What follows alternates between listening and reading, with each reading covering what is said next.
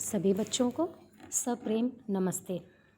आज हम नैतिक शिक्षा की इस कक्षा में पाठ 12 महात्मा हंसराज जी के विषय में अध्ययन करेंगे। महात्मा हंसराज एक विशाल व्यक्तित्व के धनी और महान आर्य समाजी थे। इनके जीवन परिचय को हम 3 भागों में बांटकर बड़ी ही सरलता से उसका अध्ययन कर सकते हैं। प्रथम सोपान जन्म से शिक्षा प्राप्ति तक। यह समय सन 1864 से सन 1885 तक 21 से 22 वर्ष का है। द्वितीय सोपान स्कूल तथा कॉलेज में कार्य। यह समय सन 1886 से सन 1911 तक 25 वर्ष तक का है। और जो तृतीय सोपान है उसमें हम इनके आर्य समाज में किए गए कार्य तथा राष्ट्र के विशाल क्षेत्र में इनके योगदान का अध्ययन करेंगे।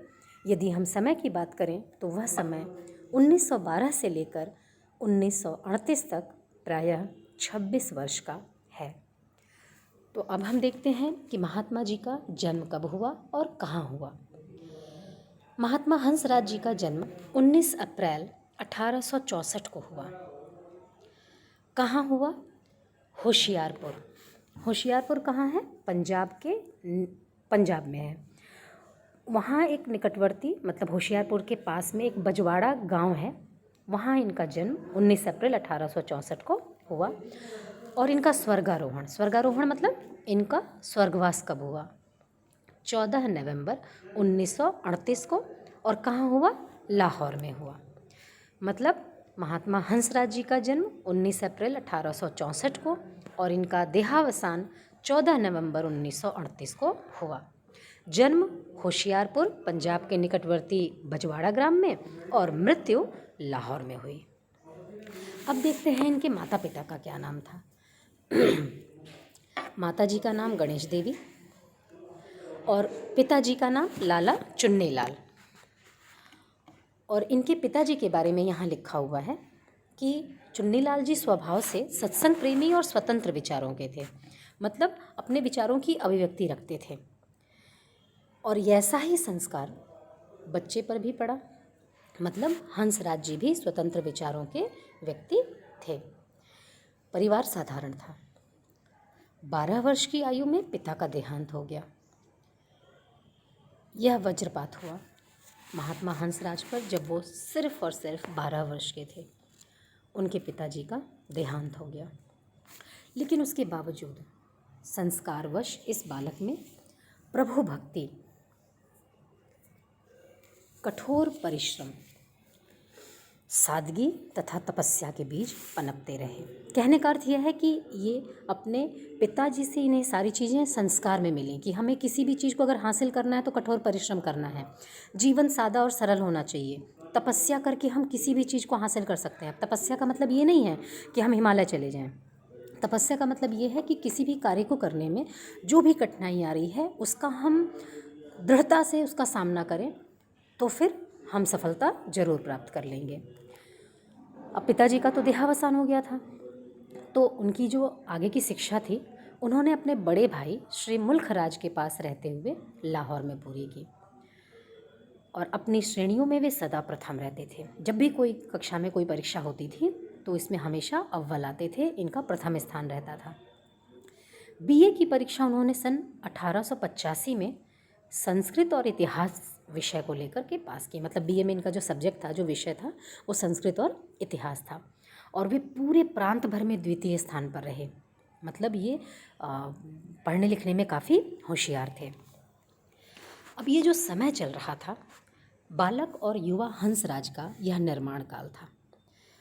बालक हंसराज अब एक युवक में बदल रहा था, उसका सृजन हो रहा था, उसका निर्माण हो रहा था, व्यक्तित्व का निर्माण हो रहा था। पिता के होते हुए भी बचपन निर्धनता में गुजर रहा था। पिता थे लेकिन उसके बावजूद आर्थिक स्थिति बहुत ज़्यादा अच्छी नहीं थी। शिक्षा का आरंभ जिस प्राइमरी स्कूल से हुआ वह 3-4 मील दूर था। अब यहाँ ध्यान देना है आप सबको बेटा कि कितनी कठिन परिस्थितियों में इन्होंने शिक्षा प्राप्त की है। आज के परिवेश में आपके माता पिता आपको सभी सुविधाओं से युक्त रखते हैं, किसी तरीके की कमी नहीं होने देते, और तब भी आप लोग कभी कभी बदमाशी कर देते हो पढ़ाई में। और यहाँ देखो कि जो स्कूल था इनका, प्राइमरी स्कूल जहाँ ये पढ़ने जाते थे, वो इनके घर से 3-4 मील दूर था, और इनको नंगे पैर स्कूल जाना पड़ता था, चप्पल भी नहीं था इनके पास। गर्मी में पैरों के नीचे तपती रेत से बचने के लिए उन्हें थोड़ी थोड़ी दूर पर अपनी तख्ती पर खड़ा होना पड़ता था। तख्ती समझते हो, जो तुम लोग एग्ज़ाम में लेकर आते हो, लिखते हो उस पर कॉपी रख करके, वैसी तख्ती लेकर ये लोग भी जाते थे। उसको नीचे रख करके फिर उस पर थोड़ी दूर चल करके, फिर थोड़ी दूर पैदल रेत पर चल करके, इस तरह से ये गर्मी से बचते हुए और तब जा कर के इतनी कड़ी परिश्रम के पश्चात ये स्कूल पहुंच पाते थे, विद्यालय पहुंच पाते थे। इस प्रकार पढ़ाई बहुत तपस्या के साथ चल रही थी। पढ़ाई के लिए इन्हें बहुत मेहनत करना पड़ रहा था। मृत्यु से पहले पिता की लंबी बीमारी ने घर को पूरी तरह दरिद्र बना दिया, और आर्थिक स्थिति तो पहले से भी बहुत अच्छी नहीं थी, और चूँकि लंबी बीमारी के पश्चात इनके पिता का निधन हुआ, तो जो कुछ बचे खुचे पैसे थे वो उनके इलाज में लगा दिए गए। अब इसी अवस्था में, मतलब पिता बीमार थे और उन्होंने अपनी इच्छा जाहिर की कि मैं जीते जी अपने पुत्र का विवाह देख लूँ। ये ऐसा अक्सर समाज में हम देखते हैं, जो बुज़ुर्ग व्यक्ति होते हैं वो चाहते हैं कि उनके जीते जी उनके घर में जो बड़ा बेटा है या बड़ा नाती है, पोता है, उसका कम से कम वो विवाह देख लें। तो इनके पिता ने ये इच्छा व्यक्त की कि इनके जीते जी इनका विवाह कर दिया जाए। तो पिता की आज्ञा के मान को रखने के लिए 12 वर्ष की ही आयु में इनका विवाह हो गया। पत्नी भी पितृहीन थी, मतलब जिस लड़की से इनका विवाह हुआ उस लड़की के अपने पिता नहीं थे। अतः इनकी दरिद्रता का कष्ट बढ़ा ही घटा नहीं। परिवार में एक सदस्य की संख्या बढ़ी ना, कम तो हुई नहीं, अब उसके भी खर्चे आ गए। तो इस प्रकार आर्थिक तंगी जो है वो बनी हुई थी। इस अवस्था में भी, मतलब बहुत बड़े तो नहीं हुए थे हंसराज जी, बालक ही थे अभी, गांव वालों के पत्रों को लिखकर तथा आने वाले पत्रों को पढ़कर सुनाते हुए लोक सेवा करते थे। दूसरों का परोपकार करना इनके स्वभाव में था। गांव में शिक्षा का तो प्रचार प्रसार था नहीं उन दिनों, तो अगर कोई चिट्ठी आ गई तो उसको पढ़ करके सुनाते थे। अगर किसी को अपने किसी रिश्तेदार के यहाँ चिट्ठी लिखवानी है, पत्र लिखवाना है, तो उसे लिख करके ये भेज दिया करते थे। और बड़ी कक्षाओं में पहुंचकर भी उनकी जो सेवा भावना थी वो यथावत बनी रही, मतलब वो लोगों के लिए कार्य करने में खुशी अनुभव करते थे। इसी बीच सन 1877 अप्रैल में जब महर्षि दयानंद लाहौर आए तो उनके दर्शन से हंसराज अत्यंत प्रभावित हुए। पंडित गुरुदत्त, लाला लाजपत राय, राजा नरेंद्र नाथ, द्वारकादास आदि इनके सहपाठी थे, मतलब ये सारे लोग साथ में मिलकर पढ़ते थे, और ये सभी आगे चलकर पंजाब की प्रमुख हस्ती बने। और इससे तो इनकार किया ही नहीं जा सकता, क्योंकि देखिए हम सब इनको पुस्तक में इन सब के नाम को पढ़ रहे हैं, तो ज़रूर इन्होंने आर्य समाज के क्षेत्र में ऐसा सराहनीय कार्य किया जिसकी वजह से हम आज भी इनके नाम को पढ़ और सुन रहे हैं। वे दिन ऐसे थे कि 8वीं और 9वीं के विद्यार्थी भी आर्य समाज के रंग में रंग जाते थे, मतलब छोटी कक्षा के विद्यार्थी भी आर्य समाज से प्रभावित हुए बिना नहीं रह पाते, और अपने धर्म की ईसाइयों द्वारा की गई आलोचना तथा निंदा का उत्तर दे सकते थे। वो कतई बर्दाश्त नहीं करते थे कि कोई उनके धर्म को नीचा दिखाए। कोई ईसाई धर्म, चूँकि अंग्रेजी शासन था उन दिनों, तो अंग्रेज क्या करते थे, बलपूर्वक जो गरीब परिवार होता था या छोटे जाति के लोग होते थे उनको उनका धर्म परिवर्तन करा देते थे। तो अगर ऐसा कोई बुराई करते मिलता छोटी कक्षा के बच्चों को भी, 8वीं 9वीं कक्षा के विद्यार्थियों को भी, तो वे बड़ी ही वीरता के साथ, बड़े ही प्रभावशाली ढंग से क्या करते थे, उन बातों का खंडन करते थे और अपने धर्म को सही बताते थे। वे आर्य समाज के प्रचारक, सभासद बनते थे, और उनको सभासद बना दिया जाता था। वो आर्य समाज का प्रचार करते थे। 12वीं के विद्यार्थी अंग्रेज़ी और उर्दू की पत्र पत्रिकाओं का संपादन करते थे, और 12वीं तक पहुँचते पहुँचते तक तो वो इंग्लिश में और उर्दू भाषा में पत्र पत्रिकाओं का वो एडिटिंग भी करते थे, संपादन का कार्य किया करते थे। हंसराज और उनके साथी लाला लाजपत राय और गुरुदत्त ने ये सब कार्य किए, ये सब काम उन्होंने किया।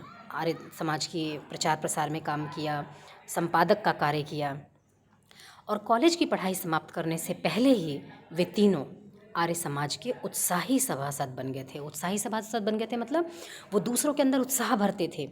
आर्य समाज के द्वारा वो लोगों को सही और गलत में फ़र्क बताते थे।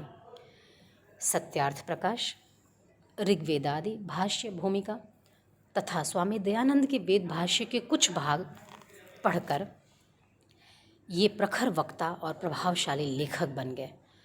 पता है, जब हम दूसरों की लिखी हुई कृतियों को पढ़ते हैं, जब हम दूसरों के विचारों को पढ़ते हैं, उसे समझते हैं, तो हमारे अंदर भी उन विचारों से संबंधित कुछ नए विचार जनित होते हैं और जो हमें लेखन में बोलने के लिए, अपने वक्तव्य के लिए अच्छे शब्द देता है, अच्छे ज्ञान की जानकारी देता है। अनोखे आत्मविश्वास के साथ आर्य समाज के नेतृत्व की ओर कदम बढ़ाने लगे। और चूंकि ये दयानंद की कृतियों को पढ़ते थे तो इनका ज्ञान जो है वो विस्तृत हो रहा था और इनके अंदर आत्मविश्वास आ रहा था और उस आत्मविश्वास के सहारे इन्होंने आर्य समाज का नेतृत्व किया। अब इसके संबंध में एक रोचक संस्मरण जो है वो आपकी पुस्तक में दी हुई है, हम उसे देखते हैं। क्या है वो? ऋषि दयानंद जी की मृत्यु पर एक शोक सभा जालंधर में पंडित शिव नारायण वकील की कोठी पर हुई। दयानंद जी की जब मृत्यु हो गई तो उनकी याद में एक शोक सभा आयोजित की गई जालंधर में। और किसने आयोजित की? पंडित शिव नारायण जी ने। कौन थे ये? पेशे से वकील थे। कहाँ हुआ ये? लाहौर में। ठीक है। और बहुत सारे योग्य वक्ताओं को बुलाया गया कि सभी योग्य वक्ता आएंगे। वक्ता मतलब बोलने वाले, उन पर अपनी बात को रखने वाले, उनके विषय में कुछ बताने वाले। तो इनको बुलाया गया और रखा गया कि स्वामी दयानंद जी के जीवन से संबंधित बात विचार वहाँ रखे जाएंगे। उनके स्वागत के लिए वकील साहब जब अपने साथियों के साथ रेलवे स्टेशन पहुँचे तो उन्हें दो दुबले पतले विद्यार्थी युवक वहाँ दिखाई दिए। अब दो दुबले पतले स्टूडेंट्स दिख रहे हैं। वकील साहब को लगा कि ये आर्य समाज वालों ने, लाहौर वालों ने तो हमारे साथ मजाक कर दिया है ना, ये अनुभवहीन बच्चों को भेज दिया है, ये दयानंद जी के बारे में क्या बताएंगे। इनके अंदर इतनी धीरता कहाँ होगी, इतनी गंभीरता कहाँ होगी कि ये दयानंद जी के गूढ़ बातों को समझ पाएंगे।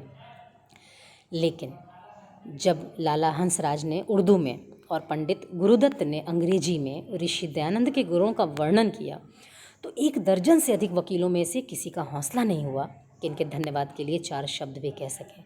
मतलब अप्रत्याशित ढंग से इन्होंने स्वामी दयानंद जी के बारे में अपने विचार रखे और इतने अप्रत्याशित ढंग से, इतने प्रभावी ढंग से रखे कि जो अपने आप को बहुत श्रेष्ठ समझ रहे थे ना, उन्होंने भी ये हिम्मत नहीं की कि कैसे हम इनको धन्यवाद बोलें, कैसे हम इनकी तारीफ़ करें, क्योंकि उन्होंने तो बिल्कुल इन्हें अंडर एस्टिमेट कर लिया था, इन्हें कमतर आंक लिया था कि ये बच्चे हैं, ये तो विद्यार्थी हैं, ये तो कुछ जान ही नहीं पाएंगे दयानंद जी के बारे में। स्वामी दयानंद का देहावसान सन 1883 में अजमेर में हुआ। इसको आप लोग अपनी पुस्तक में अंडरलाइन कर लीजिएगा। उनकी सेवा के लिए लाहौर से भी आर्यजन गए हुए थे। वहाँ से लौटकर उन्होंने तथा लाहौर के अन्य ऋषि भक्तों ने आर्य समाज की ओर से ऋषि का स्मारक बनाने का निश्चय किया। जब वो सब लौट कर आए तो उन्होंने सोचा कि दयानंद जी की याद में हम कुछ ऐसा बनाएं कि दयानंद जी बस उनका देहावसान तो हो गया है किंतु वो फिर भी उपस्थित रहें, अमूर्त रूप से वो समाज में उपस्थित रहें। मतलब उनकी बताई हुई चीज़ों को लोग अपने जीवन में उतारें, उनकी बताए हुए रास्ते पर लोग चलें। कुछ ऐसा स्मारक बना दिया जाए जिससे कि दयानंद जी का नाम कभी धूमिल न होने पाए। और यह स्मारक दयानंद एंग्लो वैदिक DAV स्कूल के रूप में 1886 ईस्वी में बना, जिसमें आप विद्यार्थी हैं। नवजवान हंसराज ने अवैतनिक मुख्य अध्यापक का कार्यभार संभाला। चूँकि नया नया विद्यालय बना, आर्थिक स्थिति बहुत ज़्यादा अच्छी नहीं थी, तो इन्होंने क्या किया कि मुख्य अध्यापक का कार्यभार संभाला और अवैतनिक, मतलब उन्होंने कहा कि मैं सैलरी नहीं लूँगा, मैं पैसे नहीं लूँगा, मैं बिना वेतन लिए हुए इस कार्यभार को संभालूँगा। जो एक मुख्य अध्यापक के दायित्व होता है उसका मैं निर्वहन करूँगा। उनके बड़े भाई मुल्खराज लाहौर में ही नौकरी करते थे और उन्हें उस समय 80 रुपये मासिक वेतन मिलता था। मतलब उनकी जो सैलरी थी, उनका जो पगार था वो 80 रुपया था। तो अब ये तो लेते नहीं थे, ये तो लेते नहीं थे पैसा, सैलरी तो लेते नहीं थे ना। और जब सैलरी नहीं लेते थे तो फिर घर चलाएंगे कैसे, बाकी अपने खर्चे कैसे निकालेंगे। तो 80 रुपये जो इनके भाई को मिलता था, तो इनके भाई जो है वो अपना आधा भाग, अपने वेतन का आधा भाग इनको देते थे। और साथ ही उन्होंने यह भी स्पष्ट कर दिया था कि मैं आजीवन तुम्हें अपने पगार का आधा तुम्हें देता रहूँगा, अपने वेतन का आधा भाग तुम्हें देता रहूँगा, और तुम पवित्र और निष्काम भावना से काम करो। मतलब तुम्हें खर्चा कहाँ से आएगा इसकी चिंता करने की ज़रूरत नहीं है। इमेजिन करो कितने महान लोग हुआ करते थे ये, कि एक भाई इतना अच्छा कि वो वेतन ही नहीं ले रहा है, और दूसरा भाई बड़े भाई के रूप में एक पिता की जगह रहते हुए उसने जिम्मेदारी उठा ली कि तुम ये पवित्र काम करो, बहुत ही नेक काम कर रहे हो, और मैं तुम्हें आधा वेतन का आधा भाग मैं तुम्हें आजीवन देता रहूँगा। ये कर्तव्य निष्ठा अब कहाँ देखने को मिलती है। लाला मुल्क राज ने आयु भर इस प्रण का पालन किया, जो उन्होंने वादा किया था जीवन भर उन्होंने इसका पालन किया। यही स्कूल 1879 में एक अद्वितीय डीएवी कॉलेज बन गया। अद्वितीय मतलब जिसके समान दूसरा और कोई ना हो। अब इसके प्रिंसिपल भी हंसराज जी ही हुए। जनता ने अब आपको महात्मा हंसराज से सम्मानित किया, और सचमुच में महात्मा जैसा काम भी तो इन्होंने किया था। महात्मा जी 25 वर्ष तक इस संस्था के अवैतनिक प्रिंसिपल रहे। 25 वर्ष तक उन्होंने अपना योगदान दिया, कार्यभार संभाला, लेकिन वेतन नहीं लिया। कॉलेज में अंग्रेजी और इतिहास पढ़ाने के अतिरिक्त छात्रावास के भी आप अध्यक्ष रहे। वो कॉलेज था तो वो रेजिडेंशियल था, आवासीय था, वहाँ बच्चे रहते भी थे। यह दायित्व उन्होंने छात्रों के साथ व्यक्तिगत संपर्क रखने तथा उनके चरित्र निर्माण में पूरी तरह सहायता करने के लिए संभाला था। और वो छात्रावास के अध्यक्ष क्यों बने, क्या उनका उद्देश्य था, क्या उनका स्वार्थ था? उनका ये मानना था कि अगर उन्हीं बच्चों को वो कक्षा में पढ़ा रहे हैं और छात्रावास में रहने वाले बच्चों से भी वो संपर्क में रहेंगे, तो उन बच्चों का मार्ग प्रदर्शन करते रहेंगे, मार्ग प्रशस्त करते रहेंगे, उनके चरित्र निर्माण में पूरी सहायता करेंगे और उन्हें कभी भी गलत रास्ते पर नहीं भटकने देंगे। छात्रावास में प्रतिदिन प्रातः और सायं संध्या हवन होता था। युवक को सही मार्ग दिखाने के लिए आर्य युवक समाज की स्थापना भी की गई थी, ताकि छात्रों में वैदिक आदर्शों के अनुसार धार्मिक जीवन की प्रवृत्ति हो। वो धार्मिक जीवन के प्रति भी आकर्षित रहें, वो धर्म को गलत ना समझें या धर्म का एक संकीर्ण मतलब छोटी सोच ना रखें धर्म को लेकर के। धर्म का क्षेत्र काफ़ी व्यापक है। अपने कर्तव्य के प्रति महात्मा जी इतने तत्पर थे कि वे कॉलेज के समय निजी काम के लिए कॉलेज की कलम, दवात, पेंसिल, कागज भी नहीं लेते थे। इतनी ईमानदारी थी उनके अंदर। वहीं बैठे हैं, उसी अगर कलम से 4 लाइन अगर अपने काम के लिए लिख लेंगे तो क्या हो जाएगा? हम सोचेंगे कि अरे क्या दिक्कत है, स्कूल का ही तो काम करना है, हम ले लेते हैं, थोड़ा पेन ले लेते हैं, ये पेंसिल ले लेते हैं, ये पेपर ले लेते हैं। नहीं, बिल्कुल भी नहीं, उनके अंदर ऐसी भावना थी ही नहीं। अगर उनका व्यक्तिगत काम है तो व्यक्तिगत चीज़ों का ही इस्तेमाल करेंगे। कॉलेज की किसी भी स्टेशनरी से संबंधित कोई भी कलम हो, पेंसिल हो, कागज़ हो, उसको वो अपने व्यक्तिगत उपयोग में नहीं लाते थे। और शिक्षा का माध्यम हिंदी था। महात्मा हंसराज की निष्ठा की अग्नि परीक्षा भी हुई। महंगाई बढ़ती गई और उन्हें भोजन तक में कटौती करनी पड़ी। क्या हम इमेजिन कर सकते हैं आज के समय में कि हम दूसरों के परोपकार के लिए अपने सुख सुविधाओं में कटौती कर दें? नहीं। लेकिन देखो ये कितने विशाल व्यक्तित्व के धनी व्यक्ति थे कि इन्होंने अपने भोजन तक में कटौती कर दी। सुख सुविधा में नहीं, भोजन जो कि एक बेसिक नीड है, हमारी मूलभूत आवश्यकता है हमारी। महात्मा हंसराज की निष्ठा की अग्नि परीक्षा हुई। मतलब वो कितने ज़्यादा समर्पित थे आर्य समाज के प्रति, उनकी निष्ठा कितनी थी, उसकी अग्नि परीक्षा हुई। मतलब उन्हें कठिन दौर से गुजरना पड़ा। वे टीबी के पेशेंट हो गए, टीबी से ग्रसित हो गए। उनका पुत्र बलराज स्वतंत्रता संग्राम में राजद्रोह के अपराध में गिरफ्तार हो गया। मुकदमे के लिए पैसे ही नहीं थे। उसे पहले पहल काला पानी की। फिर जब अपील किया गया तो 7 वर्ष का कारावार मिला। और इसी बीच महात्मा जी की पत्नी चल बसी। बड़े भाई मुल्खराज भी आर्थिक संकट में फंस गए और महात्मा जी के छोटे पुत्र बोधराज को निमोनिया हो गया। अब देख रहे हो चारों तरफ से वो विपदाओं से घिरे हुए हैं। यही अग्नि परीक्षा थी उनकी, यही उनकी अग्नि परीक्षा थी कि पत्नी चल बसी, बेटा राजद्रोह के अपराध में गिरफ्तार हो गया, जो भाई उनको अपने वेतन का आधा भाग दिया करते थे वो आर्थिक संकट में फंस गए, छोटे बेटे को बीमारी हो गई, निमोनिया हो गया। इस पर भी महात्मा जी ने इन विपत्तियों का सामना चट्टान के समान अचल रहते हुए किया। वो विचलित नहीं हुए।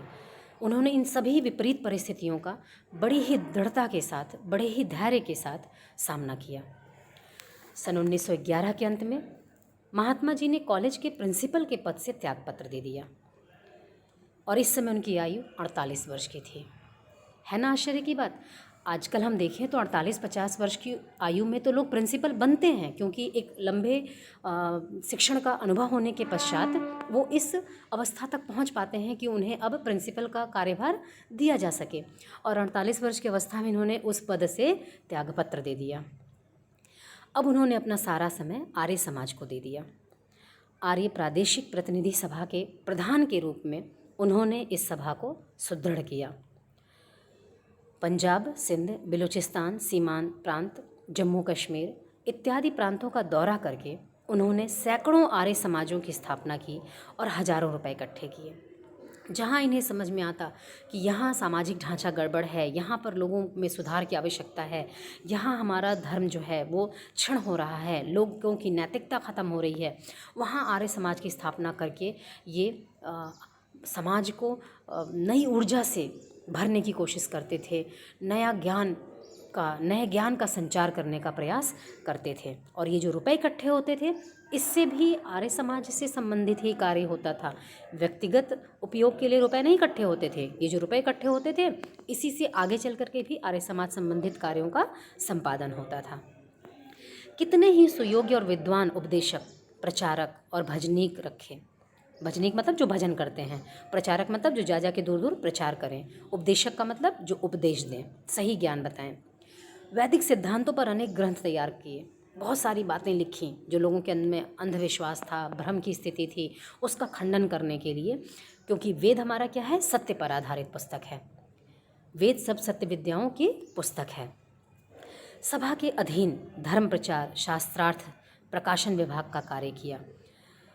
शास्त्रार्थ का मतलब जैसे डिबेट करते हैं हम लोग आजकल, वाद विवाद, आप अपनी बात रखो, हम अपनी बात रखते हैं और उसमें हम अपना तर्क देंगे कि मेरी बात कैसे सही है और आप अपना तर्क दोगे कि आपकी बात कैसे सही है।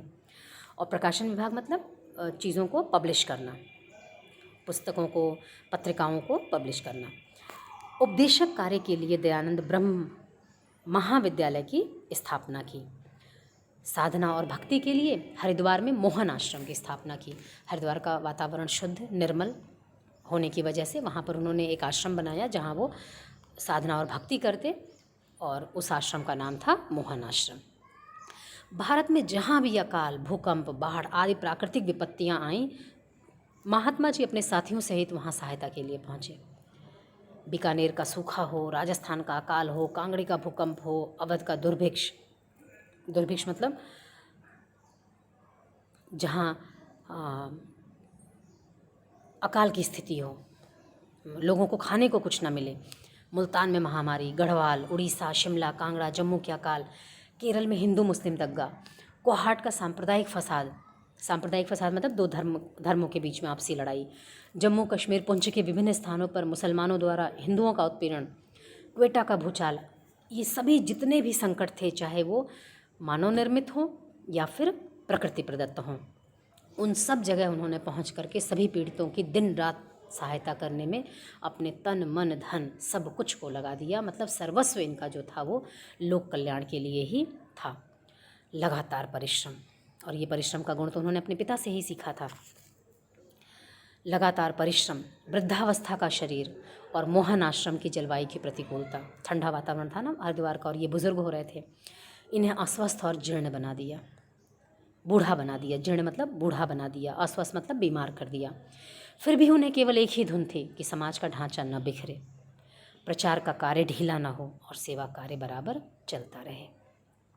तो ऐसे महान विभूति थे हमारे महात्मा हंसराज जी, जिनका जन्मदिवस हम हमेशा 19 अप्रैल को अपने विद्यालय में भी मनाते हैं। लेकिन सही मायने में अगर इन महान विभूतियों को हम श्रद्धांजलि देना चाहते हैं तो हमें इनके बताए हुए मार्ग पर चलना चाहिए, निस्वार्थ होकर के समाज के दुखों को दूर करने में अपना थोड़ा ही सही, छोटा ही सही, लेकिन योगदान अवश्य देना चाहिए। धन्यवाद।